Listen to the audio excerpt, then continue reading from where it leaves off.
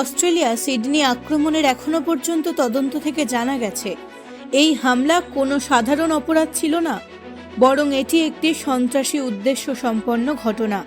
বিশেষ করে অস্ট্রেলীয় প্রধানমন্ত্রী এবং তদন্তকারী অফিসার প্রমাণের ভিত্তিতে এই হামলা ইসলামী স্টেট অর্থাৎ আইএসআইএস বা তার মতাদর্শ দ্বারা অনুপ্রাণিত বলে মনে করছেন।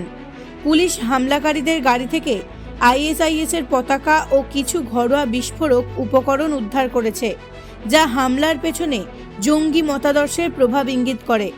হামলাটি একটি ইহুদি ধর্মীয় উৎসবের লক্ষ্য করে পরিকল্পিতভাবে করা হয়েছিল বলে পুলিশ জানিয়েছে।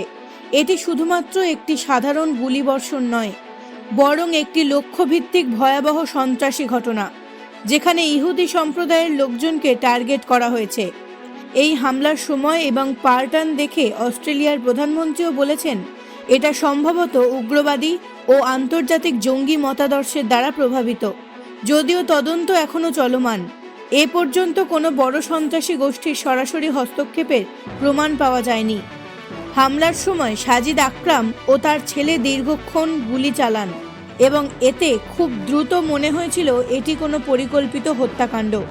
পুলিশ দ্রুত পরিস্থিতি নিয়ন্ত্রণে আনলেও অনেক মানুষ নিহত হলো। হামলাকারী সাজিদ আকরাম একজন লাইসেন্সধারী অস্ত্রধারী ছিলেন এবং ছেলে সহ এই হামলা চালান।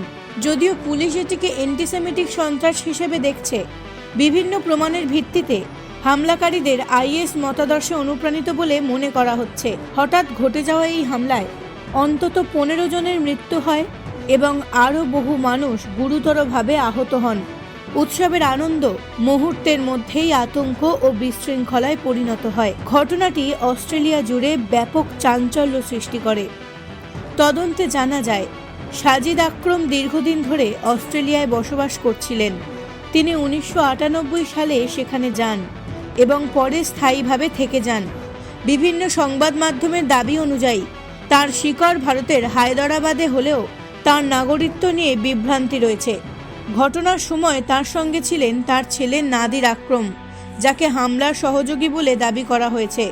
নাদিরকে গুরুতর আহত অবস্থায় পুলিশ গ্রেফতার করে। পরিস্থিতি নিয়ন্ত্রণে আনতে গিয়ে পুলিশের গুলিতে সাজিদ আকরাম নিহত হন। পুরো ঘটনার তদন্ত এখনো চলছে।